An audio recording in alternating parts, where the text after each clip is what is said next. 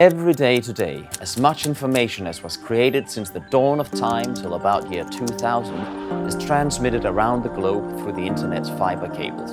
We've gone from simply connecting homes via landline phones to connecting people by mobile devices to now connecting things, where devices communicate directly with each other. This Internet of Things is growing by more than 30% per year.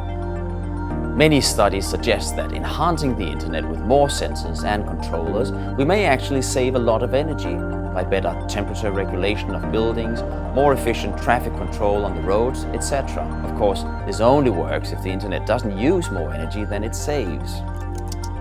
The internet accounts for about 9% of the world's electricity consumption today, so we're facing interesting times where there's a great need for new technology that supports the higher traffic needs and is more energy efficient. The Income project aims to make the internet both faster and greener and benefit Danish companies on the way.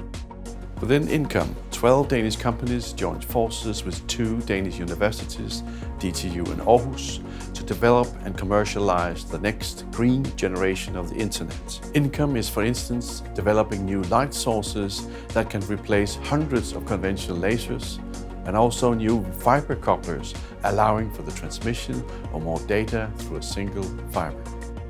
The internet can give us more energy-efficient societies. When we invest in the internet, we can get 1.5 times our energy investment back to society. At the DTU High Tech Summit, you can hear much more about the Income project and how we try to make the internet greener.